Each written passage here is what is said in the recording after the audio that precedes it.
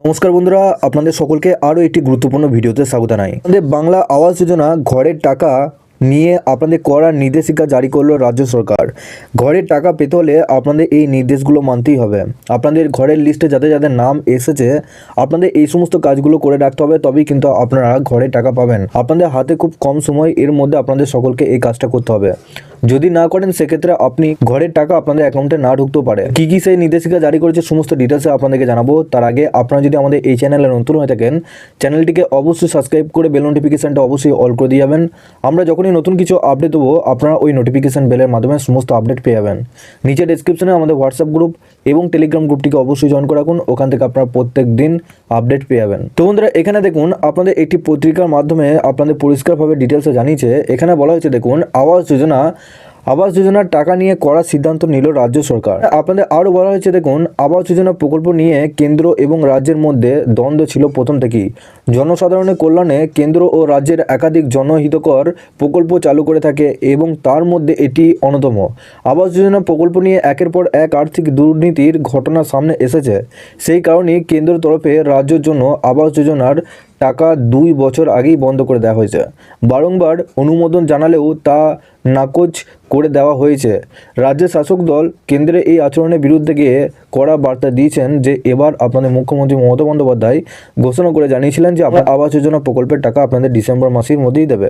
এখানে আপনাদের বলা হয়েছে দেখুন, রাজ্য সরকারের বিরুদ্ধে আবারও উঠে এসেছে আর্থিক দুর্নীতি অভিযোগ।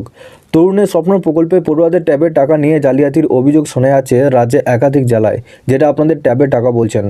অজান্তে টাকা চলে যাচ্ছে এক অ্যাকাউন্ট থেকে অন্য অ্যাকাউন্টে। রাজ্যের বিভিন্ন জায়গায় এই ঘটনা নিয়ে রীতিমতো আলোড়ন সৃষ্টি হয়েছে। অসংখ্য স্কুল পড়ুয়া বিপাকে পড়তে হয়েছে। এই ঘটনাতে জড়িয়েছিলেন অনেকে এবং তাদের গ্রেপ্তার করা হয়েছে। এই ঘটনা থেকেই শিক্ষা নিয়ে আবাসের টাকা নিয়ে এবার কড়া বার্তা দিলেন নবান্ন। চালু করা হলো নতুন পোর্টাল, অর্থাৎ আপনাদের এই আবাস যোজনা প্রকল্পের টাকা আপনাদের এটা 60,000 টাকা আপনাদের অ্যাকাউন্টে সরাসরি ঢুকতে চলেছে। তার জন্য আপনাদের ভেরিফিকেশন হবে। সেই সমস্ত ভেরিফিকেশনের পরই আপনাদের অ্যাকাউন্টে টাকা ঢুকবে। কারণ আপনাদের ট্যাবের টাকা 10,000 টাকা আপনাদের প্রত্যেকটা পড়ুয়াদের অ্যাকাউন্টে ছাড়া হয়েছিল। সেই দুর্নীতি আপনাদের হয়েছে, অনেক পড়ুয়াদের অ্যাকাউন্টে টাকা অন্য ব্যাঙ্ক অ্যাকাউন্টে চলে গেছে। ঠিক সেইভাবে আপনাদের যাতে সেই ভুল না হয় তার জন্য আপনাদের এই সমস্ত করার নির্দেশিকা জারি করেছে। সূত্র মারফতে জানা গেছে যে গ্রাম পঞ্চায়েতগুলো কড়া ব্যবস্থা নেবে এবং জালিয়াতি বন্ধ করার জন্য তারা সব দিক থেকে প্রচেষ্টা করেছে। সেখানে উপভোক্তার পরিচয় সহ অন্যান্য গুরুত্বপূর্ণ নথি খতিয়ে দেখা হবে। যারা যোগ্য ব্যক্তি তারাই আবাস যোজনার টাকা পাচ্ছে কি না সেই বিষয়টিকে আপনাদের খতিয়ে দেখা হবে। গ্রাম পঞ্চায়েতগুলো যে বিশেষ ক্যাম্প তৈরি করবে তাদের প্রধান কাজ হবে একাধিক দফায় উপভোক্তাদের পরিচয়পত্র সহ অন্যান্য গুরুত্বপূর্ণ নথি খতিয়ে দেখা। যদি সব নথিপত্র ঠিক থাকে তবে ক্যাম্প থেকে সবুজ সংকেত দেওয়া হবে এবং তারপর আবাস যোজনার বাড়ি তৈরির টাকা পাবেন উপভোক্তারা। রাজ্য সরকার শুধুমাত্র বিশেষ পোর্টাল খুলে চুপ নেই, বিডিও অফিসে ইতিমধ্যে পাঠিয়ে দেওয়া হয়েছে কি কি নিয়ম আপনাদের পালন করতে হবে তার নির্দেশিকা।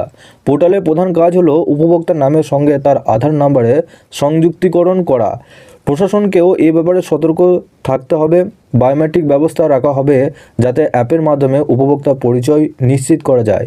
এছাড়াও যে মোবাইল নাম্বারের সঙ্গে আধার কার্ডের সংযুক্তকরণ করা হয়েছে সেই মোবাইল নাম্বারে ওটিপির মাধ্যমেও এই কাজ করা যাবে।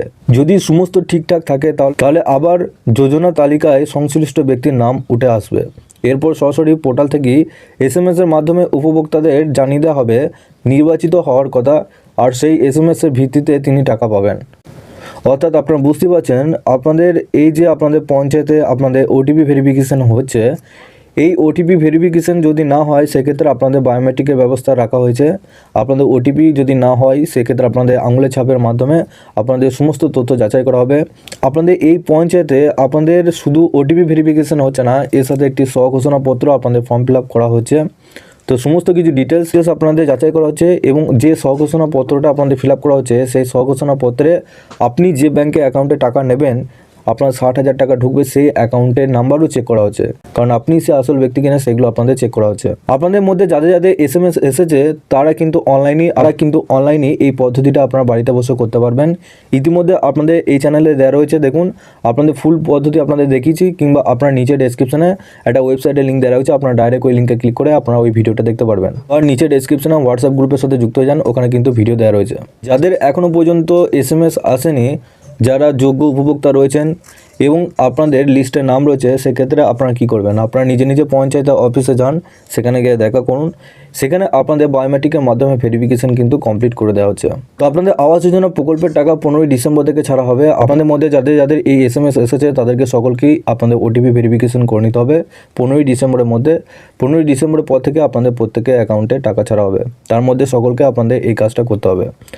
আবাস যোজনা প্রকল্পটি নিয়ে আপনারা যদি আরও আপডেট পেতে চান, আপনারা অবশ্যই এই চ্যানেলটিকে সাবস্ক্রাইব করে বেল নোটিফিকেশানটা অবশ্যই অল করে দিয়ে যাবেন। আমরা যখনই নতুন কিছু আপডেট দেবো, আপনারা ওই নোটিফিকেশন বেলের মাধ্যমে সমস্ত আপডেট পেয়ে যাবেন। নিচে ডেসক্রিপশনে আমাদের হোয়াটসঅ্যাপ গ্রুপ এবং টেলিগ্রাম গ্রুপটিকে অবশ্যই জয়েন করে রাখুন, ওখান থেকে আপনারা প্রত্যেক দিন আপডেট পেয়ে যাবেন।